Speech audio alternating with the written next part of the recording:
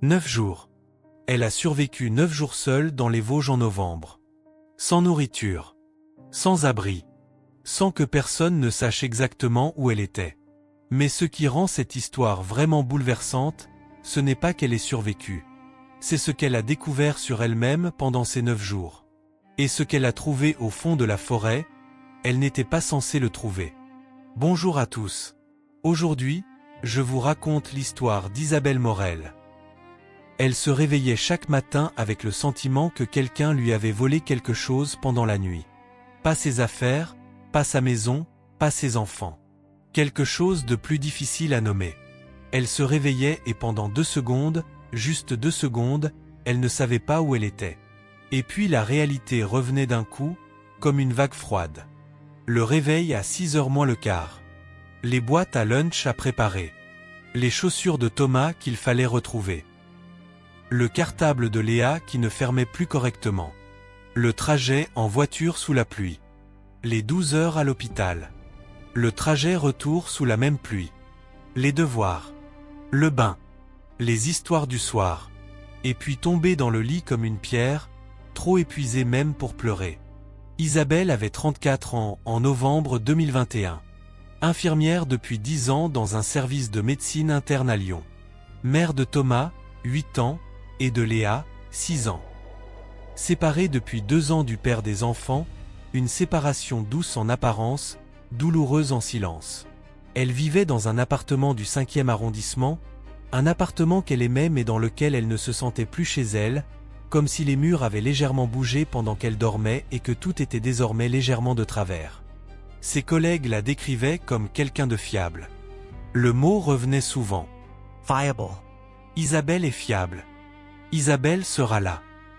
Isabelle Gear. Personne ne lui demandait comment elle allait vraiment. Et honnêtement, elle ne savait plus très bien elle-même. La pandémie avait tout aggravé. 2 ans à soigner des gens qui avaient peur de mourir. 2 ans à rentrer chez elle avec la peur de contaminer ses propres enfants. 2 ans à sourire derrière un masque pour que les patients ne voient pas à quel point elle était, elle aussi, en train de se noyer. Isabelle avait continué. Parce que c'est ce qu'on fait quand on est infirmière. Parce que c'est ce qu'on fait quand on est mère. Parce que c'est ce qu'on fait quand on a appris très tôt que s'arrêter, c'était une forme d'égoïsme. Mais en octobre 2021, quelque chose avait changé. Elle ne pouvait pas expliquer ce que c'était exactement. Ce n'était pas une dépression au sens clinique du terme, elle connaissait les symptômes, elle les avait vus chez des centaines de patients. C'était autre chose. Une fatigue qui allait plus loin que les muscles et le sommeil. Une fatigue de l'âme, si ce mot voulait encore dire quelque chose. Elle regardait ses mains parfois, au bout de son service, et elle ne les reconnaissait pas. Ses mains qui avaient posé tant de perfusions, pris tant de pouls, tenu tant d'autres mains. Ses mains qui ne lui appartenaient plus vraiment. C'est sa mère qui lui avait suggéré de partir quelques jours. Juste toi. Pas les enfants, pas le travail. Toi. Isabelle avait refusé 3 fois.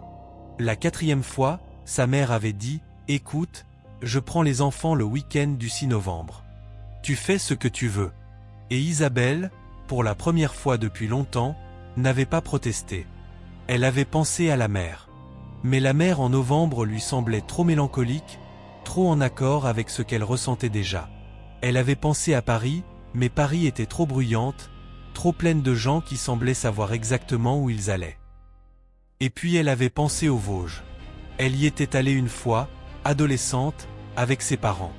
Elle se souvenait des forêts de sapins, de l'odeur, du silence. Un silence qui n'était pas l'absence de bruit mais la présence de quelque chose d'autre. Quelque chose de vivant et de tranquille en même temps. Elle avait réservé une chambre dans un petit gîte à Gérardmer pour 5 nuits. Du jeudi au mardi.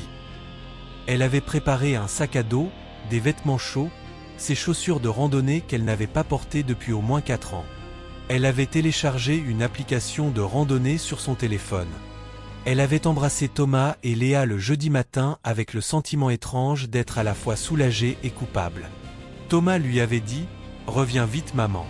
Léa avait juste serré son cou très fort, sans rien dire. Le trajet en voiture avait duré un peu plus de 2 heures. Isabelle avait écouté de la musique qu'elle n'avait pas le droit d'écouter avec les enfants dans la voiture, de la musique un peu triste et très belle, et à un moment sur l'autoroute, elle avait réalisé que ses épaules étaient descendues. Juste comme ça. Ses épaules s'étaient relâchées d'1 centimètre, peut-être 2, et elle avait compris qu'elle les portait ainsi depuis des mois, contractées et remontées, sans même s'en rendre compte. Elle était arrivée à Gérardmer en début d'après-midi. La ville était presque vide, les touristes d'été étaient partis depuis longtemps, les skieurs n'étaient pas encore arrivés. Il y avait quelque chose de doux dans ce vide-là, quelque chose qui lui convenait. Elle avait posé ses affaires dans le gîte, une chambre simple avec une fenêtre qui donnait sur une rangée de sapins, et elle s'était allongée sur le lit habillée, sans rien faire, pendant 1 heure entière. Rien. Pas de téléphone. Pas de télévision. Juste le plafond et le bruit du vent dehors. Le vendredi, elle avait fait une petite randonnée, 2 heures, balisée, facile. Elle était rentrée les joues roses et avec l'appétit qu'elle n'avait plus depuis des semaines. Le samedi, elle avait été un peu plus loin, 4 heures, un sentier qui montait vers un plateau avec une vue sur la vallée. Elle s'était assise sur un rocher et elle avait regardé le paysage pendant longtemps sans penser à rien en particulier. Juste regarder. Et puis était arrivé le dimanche 7 novembre 2021. Ce dimanche-là, Isabelle s'était levée tôt, avant l'aube. Il y avait quelque chose dans l'air, une qualité de lumière particulière, quelque chose qui ressemblait à une promesse. Elle avait regardé son application de randonnée et avait repéré un sentier qu'elle n'avait pas encore fait, une boucle d'1 vingtaine de kilomètres qui traversait une zone forestière moins fréquentée, au nord du lac. Difficile selon l'application, mais pas impossible. Elle avait pensé qu'elle avait le temps. Elle avait pris son sac à dos, ses bâtons de marche, une gourde, quelques barres énergétiques, sa doudoune, ses gants. Elle avait dit à la propriétaire du gîte, « Je pars marcher, je serai rentrée pour dîner. » Elle avait souri en partant. Elle se souvenait de ça. Elle avait souri. Les 2 premières heures avaient été magnifiques. La forêt en novembre a quelque chose de particulier. Les feuilles sont tombées des feuillus mais les sapins sont encore là, sombres et denses, et le sol est couvert d'une épaisse couche de feuilles mortes qui étouffe les sons. On marche et on n'entend presque que sa propre respiration. Isabelle avançait à un bon rythme, ses jambes se souvenaient de ce qu'il fallait faire, son corps s'était adapté à la montée avec une facilité qui la surprenait agréablement. Elle respirait l'air froid, presque froid, qui sentait la résine et l'humus, et elle pensait qu'elle aurait dû faire ça depuis longtemps, bien longtemps. Elle pensait à Thomas et Léa avec une tendresse douce, pas la tendresse anxieuse du quotidien qui est toujours mêlée de listes et d'obligations, mais une tendresse libre, la tendresse qu'on ressent pour quelqu'un qu'on aime profondément et dont on n'a pas à s'occuper dans l'instant. Elle pensait à eux et elle souriait. Vers midi, elle avait mangé ses barres et bu de l'eau assise sur un tronc renversé. Elle avait sorti son téléphone pour regarder où elle en était sur la carte et c'est là qu'elle avait remarqué le premier signe. Sa batterie était à 32%. Elle avait pensé qu'elle aurait dû l'emporter chargée à fond. Elle avait pensé que ça irait. Le retour était indiqué sur l'application. Il suffisait de suivre. Ce qu'Isabelle ne savait pas, ce qu'elle ne pouvait pas savoir, c'est que pendant la nuit précédente, une mise à jour de l'application s'était installée automatiquement. Une mise à jour qui avait modifié la façon dont les sentiers balisés s'affichaient sur la carte. Certains sentiers secondaires avaient disparu de l'interface. D'autres avaient été mal géolocalisés. Les développeurs de l'application découvriraient le problème 3 jours plus tard, après avoir reçu des centaines de signalements. Mais ce dimanche-là, Isabelle regardait une carte qui lui montrait un chemin qui n'existait plus tout à fait comme elle le croyait. Elle avait repris sa marche sans s'inquiéter. Le sentier était encore visible sous ses pieds, les marques de peinture jaune sur les arbres se succédaient. Tout allait bien. Et puis vers 14 heures, le ciel avait changé. En novembre dans les Vosges, le temps peut basculer en 20 minutes. Isabelle le savait vaguement, mais elle ne l'avait pas vraiment intégré.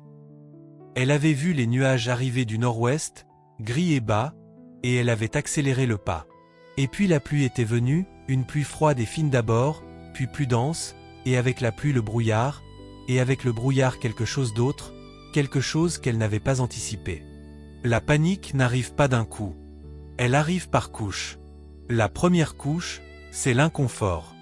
La pluie dans la nuque. Les doigts qui commencent à se refroidir malgré les gants. Les chaussures qui ne sont pas complètement imperméables et qui commencent à prendre l'eau. La deuxième couche, c'est le doute. Est-ce que c'est le bon chemin? Est-ce que cette marque jaune sur cet arbre est une marque de sentier ou juste une écorchure? Est-ce que j'aurais dû tourner avant le grand rocher? La troisième couche, c'est la réalisation. Elle était venue vers 15h30 quand Isabelle avait regardé son téléphone et vu deux choses simultanément. Sa batterie était à 8%. Et l'application lui indiquait qu'elle était à 4 km du sentier balisé.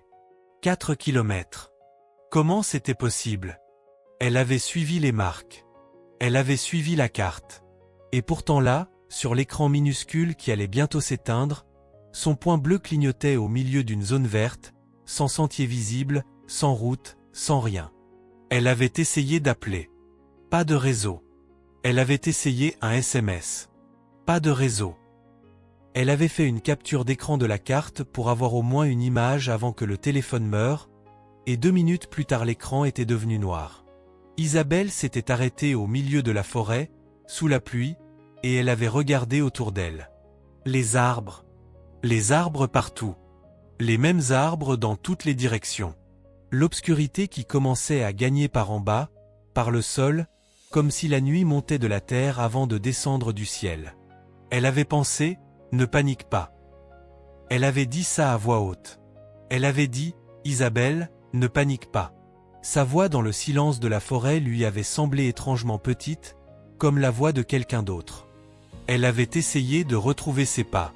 Mais la pluie avait déjà effacé une partie des traces dans la terre molle, et le brouillard avait réduit sa visibilité à une vingtaine de mètres. Elle avait marché dans ce qu'elle croyait être la direction du retour pendant 1 heure, et puis elle avait réalisé qu'elle marchait en cercle parce qu'elle était repassée devant le même tronc renversé 2 fois. Et c'est là que le twist s'était produit. La chose imprévisible. La chose qui avait tout changé.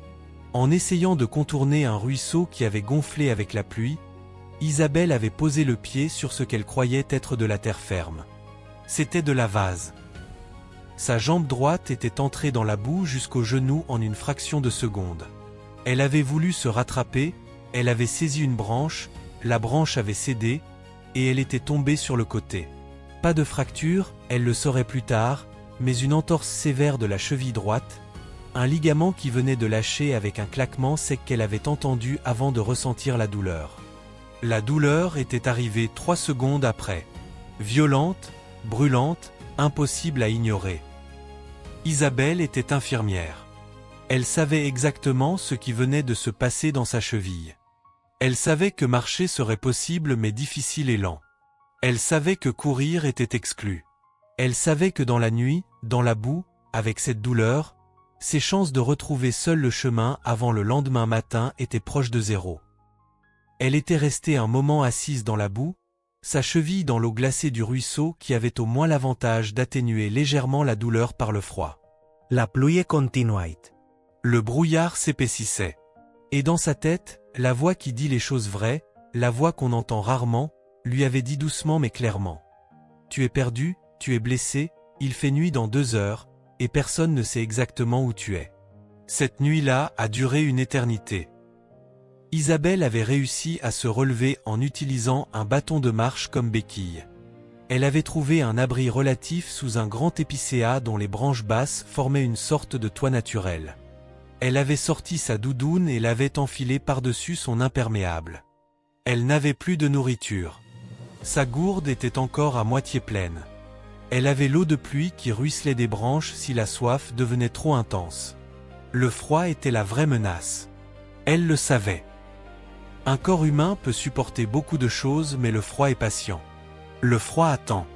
Le froid profite de chaque moment d'inattention. Elle avait bougé les bras, les jambes, fait des petits mouvements pour maintenir sa circulation. Elle avait serré les dents contre la douleur de sa cheville. Elle avait regardé la nuit s'installer dans la forêt et elle avait eu peur d'une façon qu'elle n'avait jamais connue avant. Pas la peur d'un bruit ou d'une ombre, pas la peur enfantine des monstres. La peur adulte, rationnelle, de ne pas se réveiller. La peur de comprendre que votre corps a des limites et que vous avez peut-être atteint les siennes. Elle avait pensé à Thomas. Elle avait vu son visage avec une netteté étrange, comme si la peur rendait les images plus précises. Thomas avec ses cheveux qui partent dans tous les sens le matin.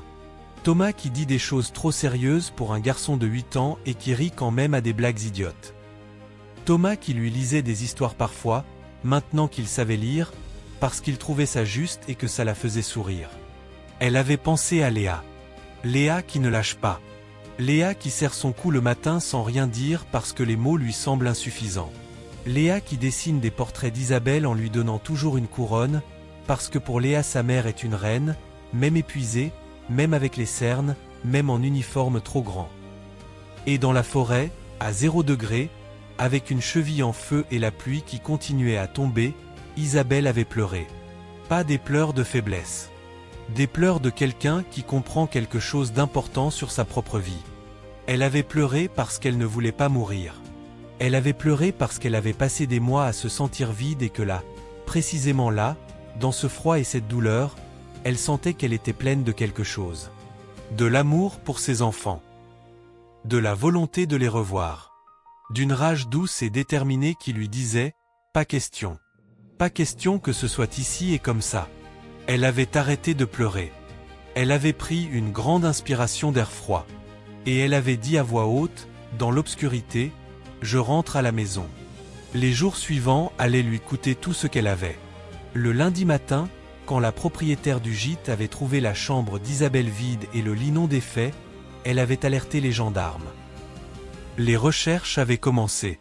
Chiens, hélicoptères, équipes de secours en montagne. Mais la zone à couvrir était vaste, le brouillard persistait, et les recherches aériennes étaient entravées. La famille avait été prévenue. La mère d'Isabelle avait pris les enfants, leur avait dit que maman faisait une grande randonnée et qu'elle rentrerait bientôt. Thomas avait regardé sa grand-mère avec des yeux qui savaient déjà que ce n'était pas tout à fait la vérité. Dans la forêt, Isabelle avançait. Pas vite. Sa cheville la faisait souffrir à chaque pas, mais la nuit froide l'avait paradoxalement renforcée. Quelque chose s'était installé en elle pendant cette première nuit, quelque chose qu'elle allait nommer plus tard, dans les semaines après son retour, une clarté animale. Comme si son cerveau avait éteint tout ce qui n'était pas nécessaire à la survie et n'avait conservé que l'essentiel.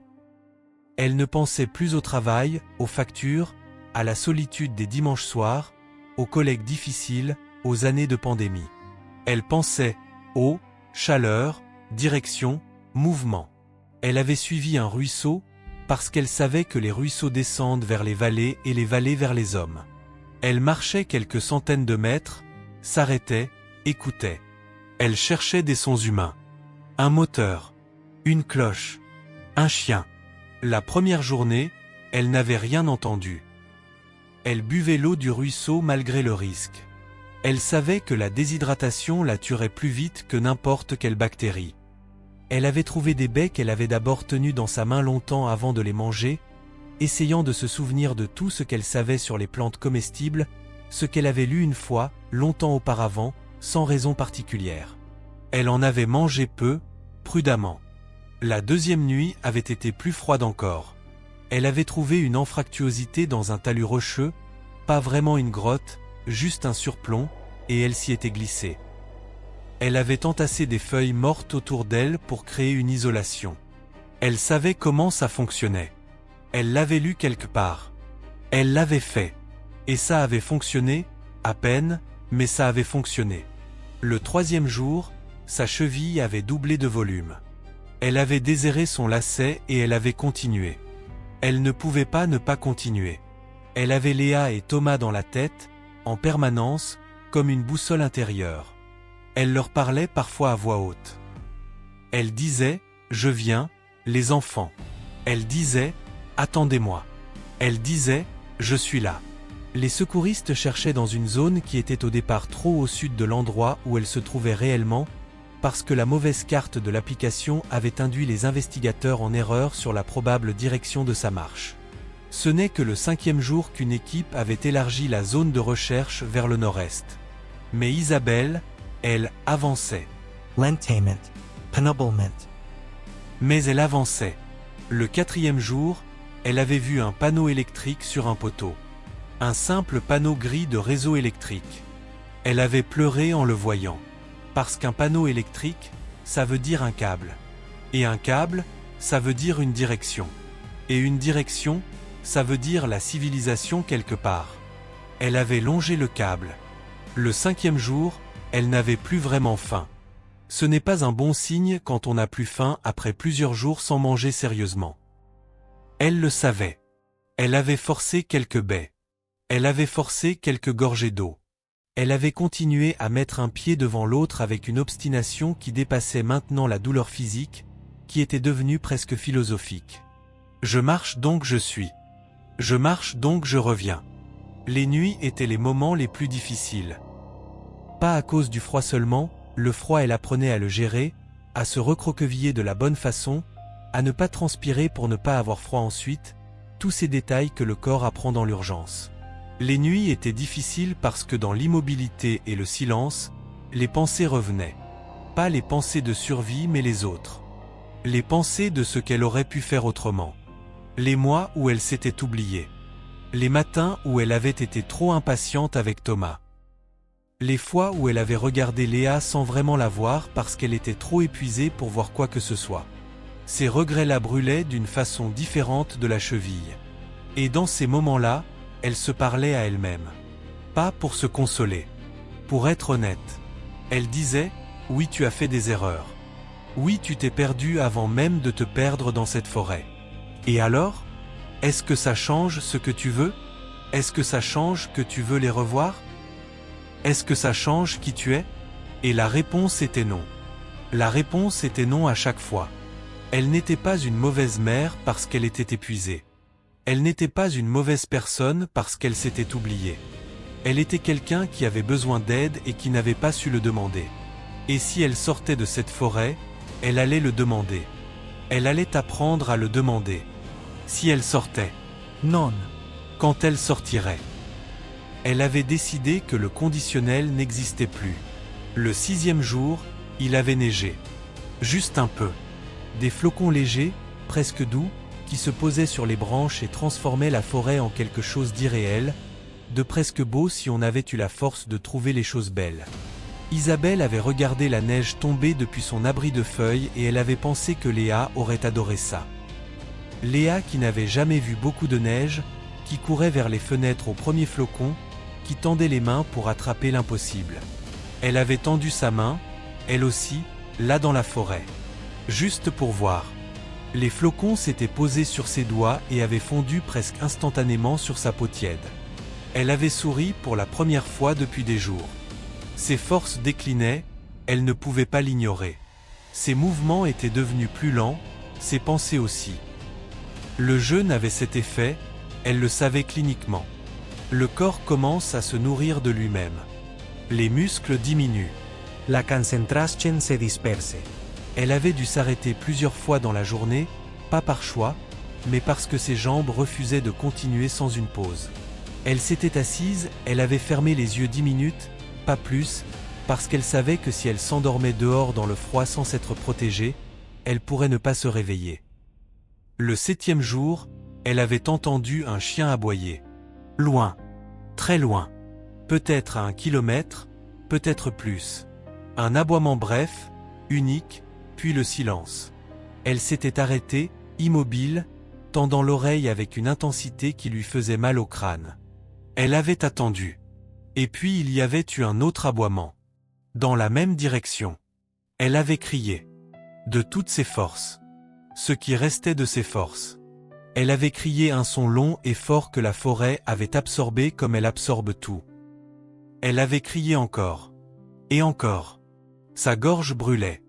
Sa voix s'était cassée après le 3e cri.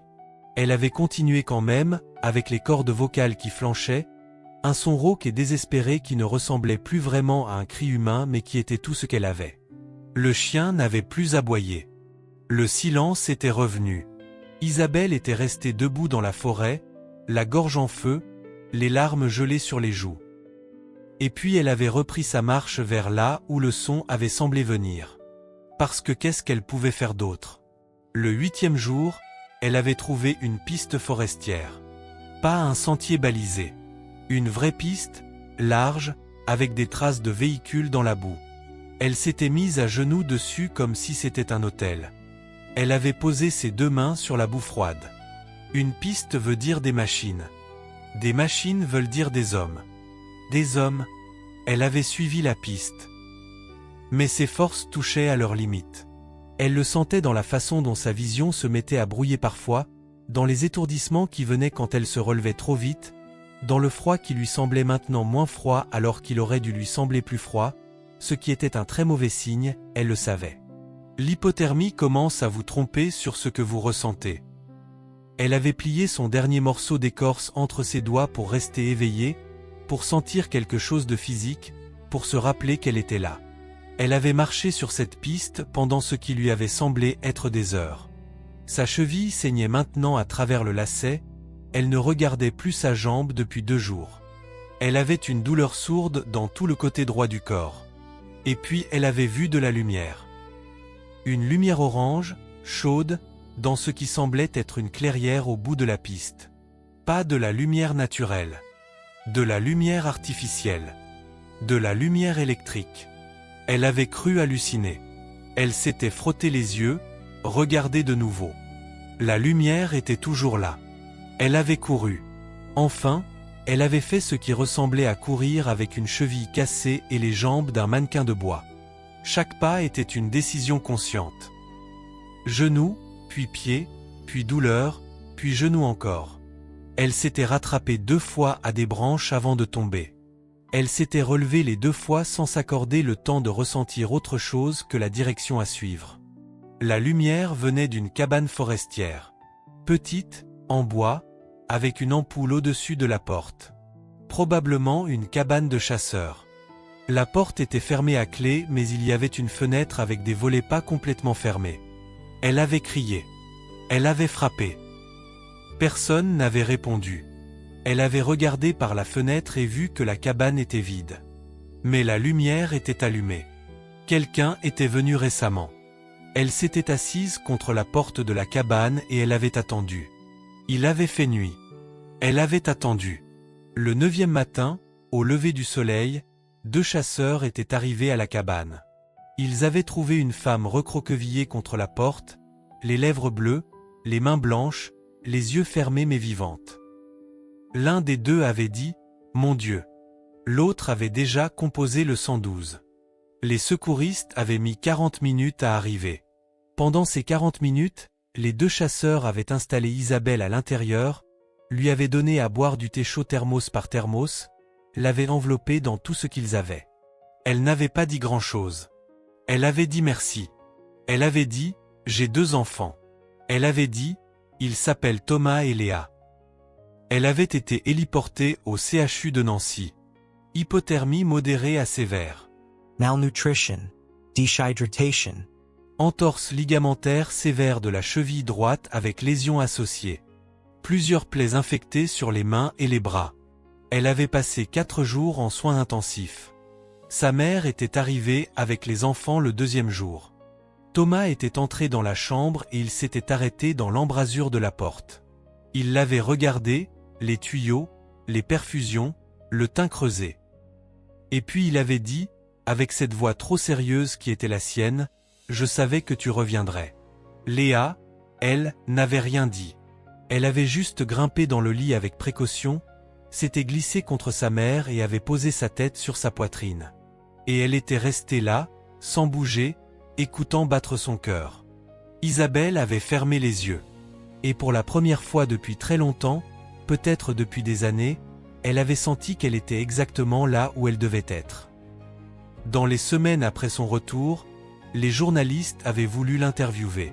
Certains avaient posé des questions qui cherchaient le dramatique, le spectaculaire. Comment vous avez failli mourir? Qu'est-ce que vous avez ressenti en croyant que c'était la fin? Elle avait répondu poliment à certaines questions et esquivé les autres. Mais la question qui l'avait arrêtée, la seule qui lui avait semblé vraiment honnête, avait été posée par une journaliste d'une petite radio locale. Elle avait demandé, simplement, « Qu'est-ce que vous avez appris sur vous-même là-dedans ?» Isabelle avait réfléchi un moment. Elle avait dit « J'ai appris que j'étais plus forte que je ne le pensais ». Tout le monde dit ça après ce genre d'expérience et c'est vrai, mais c'est la partie facile. La partie difficile, c'est ce qu'il y avait juste avant. J'ai appris que je m'étais perdu bien avant de me perdre dans cette forêt. Et je crois que quelque part, inconsciemment, c'est pour ça que j'y étais allé. Pas pour me perdre, mais pour me retrouver. C'est juste que ça m'a coûté un peu plus cher que prévu. La journaliste avait ri doucement. Isabelle aussi. Elle avait repris le travail 4 mois plus tard, à temps partiel d'abord, puis progressivement. Elle avait commencé une thérapie, pas parce qu'on le lui avait imposé, mais parce qu'elle avait compris dans la forêt qu'il y avait des choses à déposer quelque part, des charges à redistribuer. Elle avait appris à dire non. Pas brutalement, mais fermement. Non, ce soir je ne peux pas rester. Non, ce mois-ci je ne prendrai pas de garde supplémentaire. Non. Un mot court. Un mot qui lui avait semblé pendant des années une forme de trahison et qui lui semblait maintenant une forme de respect envers elle-même. Elle avait recommencé à randonner. Pas dans les Vosges, pas tout de suite, mais dans les collines autour de Lyon avec les enfants. Thomas qui rechignait au départ et finissait toujours par trouver quelque chose d'intéressant dans chaque sortie, une pierre bizarre, une empreinte d'animal, un champignon qu'il ne fallait pas toucher mais qu'il observait avec une concentration de scientifique. Léa qui courait partout et qui chantait à mi-voix des chansons qui n'existaient qu'à elle. Et Isabelle qui les regardait. Qui les regardait vraiment. Qui avait appris à lever les yeux de sa propre fatigue pour les voir. Eux, ces deux petites personnes qui continuaient de croire qu'elle était une reine même quand elle ne l'était pas. Elle était retournée dans les Vosges l'été suivant. Avec ses enfants, cette fois, et sa mère. Ils avaient fait une petite randonnée facile autour du lac de Gérardmer. Il faisait beau. L'eau était presque bleue sous le ciel d'été. Léa avait voulu se baigner et Thomas lui avait expliqué très sérieusement que l'eau était probablement trop froide. Ils s'étaient baignés quand même tous les deux, en hurlant et en riant. Isabelle s'était assise au bord de l'eau et elle avait regardé ses enfants. Et elle n'avait pensé à rien d'autre. Elle avait juste regardé, et elle avait été là, entièrement là, peut-être pour la première fois depuis longtemps. Ce n'est pas la morale d'une histoire. Ce n'est pas une leçon de vie en 5 points. C'est juste ce qui s'est passé pour une femme de 34 ans qui s'était perdue dans une forêt des Vosges en novembre et qui en était ressortie différente. Pas guérie, les choses ne fonctionnent pas comme ça. Mais différente. Plus honnête avec elle-même. Plus présente. Moins disposée à se sacrifier sur l'autel de ce que les autres attendent d'elle. Il y a une phrase qu'elle a dite à sa thérapeute, quelques mois après son retour, une phrase qui est restée. Elle a dit, dans la forêt, la nuit, quand je pensais que je pourrais mourir, la seule chose qui m'a semblé vraiment importante, c'était de les revoir. Pas d'avoir été une meilleure infirmière. Pas d'avoir fait plus ou moins de choses. Juste eux. Et je me suis dit que si c'est la seule chose qui compte vraiment, alors peut-être que c'est là-dessus que je devrais passer mon énergie. Vraiment. Pas en plus de tout le reste. Vraiment. Sa thérapeute lui avait dit, c'est souvent dans les endroits les plus sombres qu'on voit le plus clairement. Isabelle avait hoché la tête. Elle avait pensé à la forêt, à la nuit, à l'obscurité absolue entre les arbres. Et à cette lumière orange au bout de la piste. Cette lumière qu'elle avait failli prendre pour une hallucination et qui était réelle. Les lumières au bout des pistes sombres sont parfois réelles. C'est peut-être la seule chose à retenir de cette histoire. Si vous avez aimé ce récit, si quelque chose vous a touché dedans, laissez un commentaire en dessous. Ces histoires méritent d'être racontées non pas pour spectaculariser la souffrance, mais parce qu'elles nous rappellent quelque chose d'essentiel sur ce que nous sommes capables de traverser. Et si vous connaissez quelqu'un qui ressemble à la description d'Isabelle au début de cette vidéo, quelqu'un d'épuisé, de fiable, de silencieusement submergé, peut-être que la chose la plus simple et la plus importante que vous puissiez faire aujourd'hui c'est de lui demander comment il va. Vraiment.